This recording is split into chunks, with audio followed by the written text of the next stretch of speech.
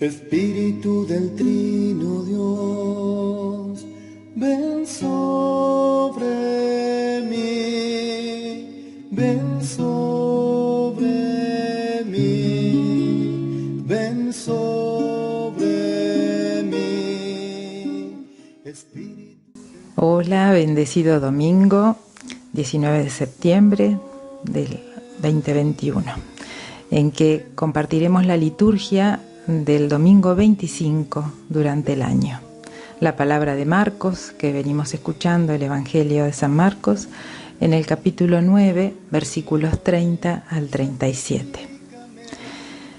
Nos disponemos a compartir la palabra, le pedimos, invocamos al Espíritu Santo, en el nombre del Padre, del Hijo y del Espíritu Santo. Amén.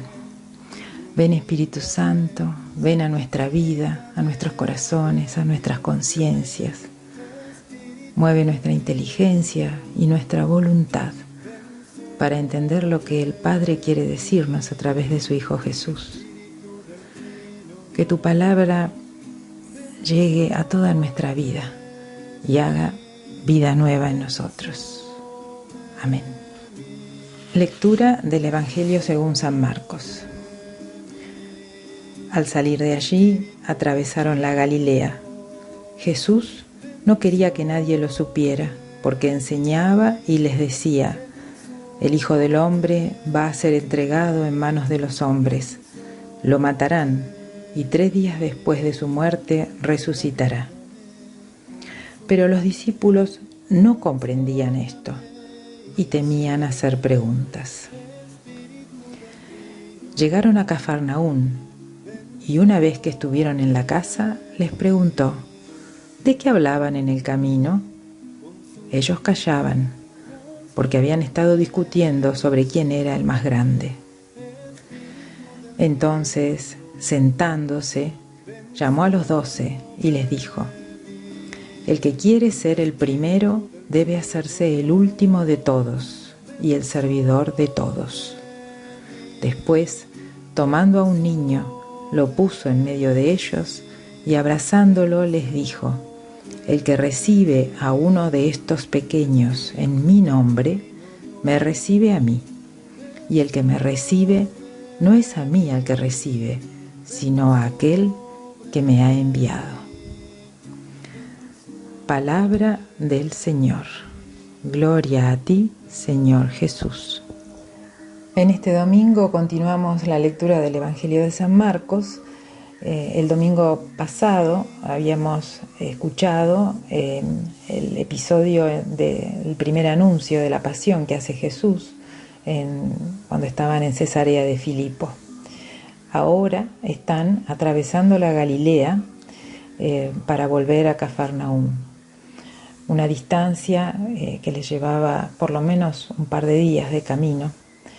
Y Jesús aprovecha este tiempo para hacer intimidad una vez más con los apóstoles, para hacer este segundo anuncio de la pasión, donde está a solas con ellos, donde va caminando y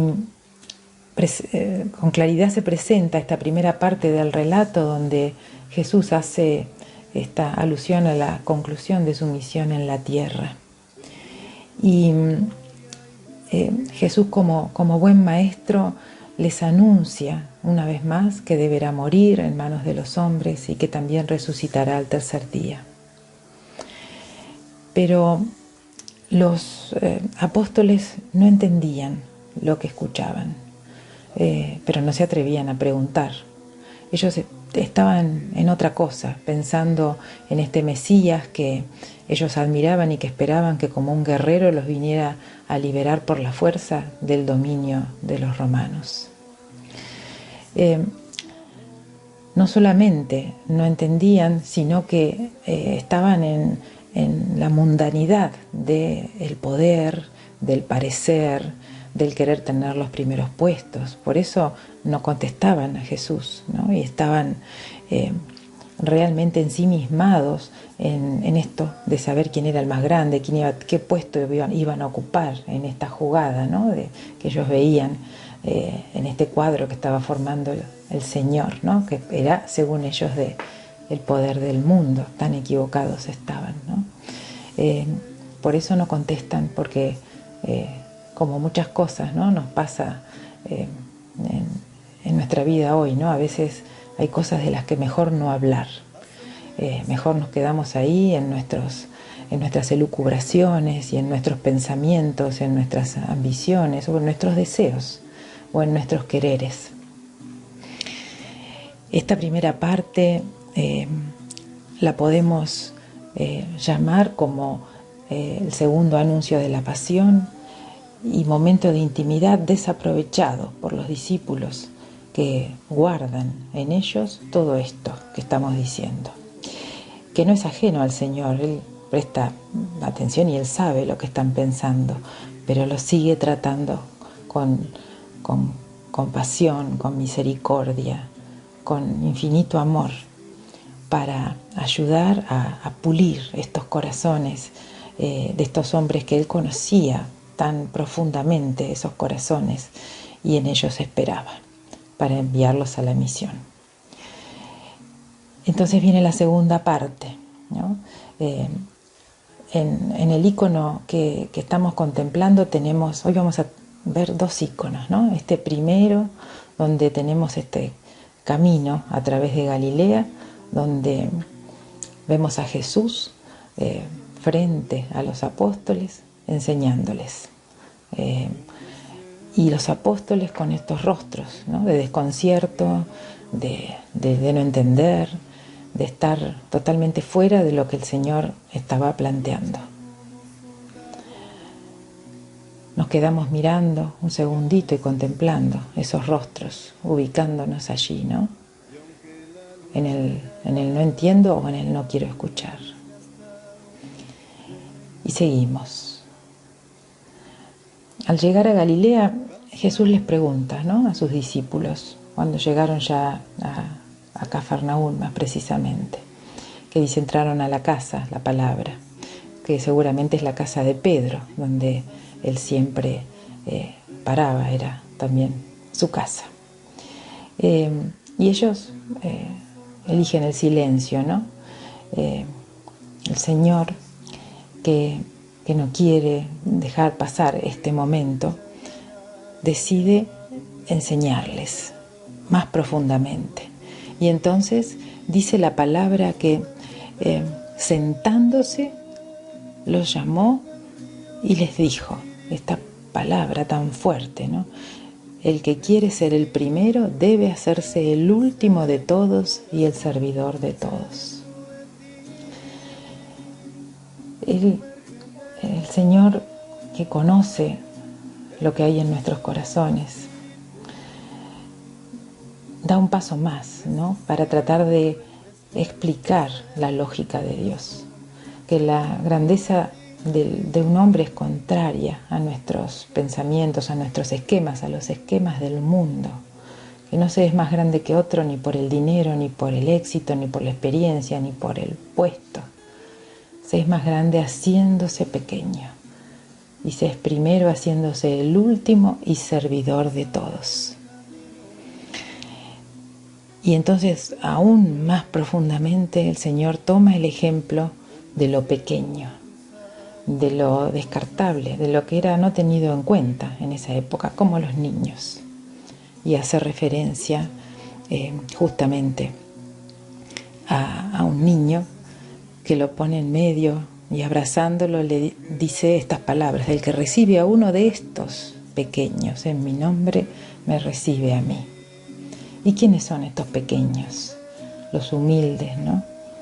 Los desválidos, los cautivos, los pobres. Los pobres no solo de dinero, los pobres de espíritu. Somos todos, en cada uno de nosotros, en cada adulto, hay un niño, ¿no? En nuestro interior, una parte vulnerable, sensible, una parte que tiene miedo, una parte nuestra que tenemos muy guardada, ¿no? Nuestro niño tantas veces herido. Y en nuestro niño también, en el ser niño, tenemos que poder ver el alma pura, el corazón sincero, los pensamientos sencillos, el poder hacernos recuperadores de esa capacidad de admirar, de sorprendernos, de recibir el mensaje como la novedad más maravillosa que el Señor viene a traer, que viene a invertir la carga de lo que el mundo nos quiere convencer. Y poder entender que cuando me hago pequeño, cuando me abajo, cuando soy humilde, estoy de parte de Dios, estoy haciendo lo que Jesús me pide. Jesús siempre dice la verdad, por supuesto, y siempre en cada palabra hay un sentido muy profundo. Entonces, hoy el Señor nos pide que miremos a nuestro alrededor, a esos niños, a esos pequeños que tenemos que hoy nos rodean, a esos pobres, a esos necesitados, seguramente también cerquita los tenemos, ¿no? En nuestra propia familia, en nuestro entorno, en nuestro barrio, en nuestra comunidad, en nuestros lugares donde nos movemos. Y a la vez que miremos a nuestro niño, que no querramos aparentar, que nuestro niño interior, ese niño guardado, ese niño relegado, tapado, pueda reflejarse y podamos encontrar en esta mirada desde nuestro niño la aceptación de la realidad y el admirarnos con la realidad. El sobrellevar la realidad, porque un niño todo lo cree y todo lo espera. Sobre todo cuando nos pasan cosas tristes, ¿no? Inesperadas. Nosotros en nuestra comunidad más chiquita del Divino Niño en este tiempo hemos tenido un golpe duro, como es la pérdida de un ser querido, ¿no? De Inés, la partida. No la pérdida porque permanece en nosotros su presencia, ¿no? Y lo que ella nos dejó, el tesoro de su vida, pero la pérdida de lo físico que tanto necesitamos.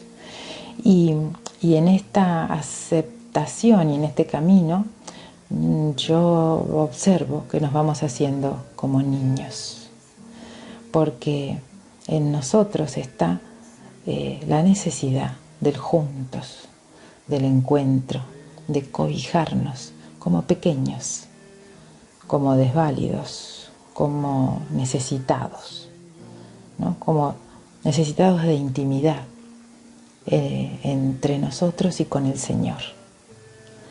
Entonces esta palabra,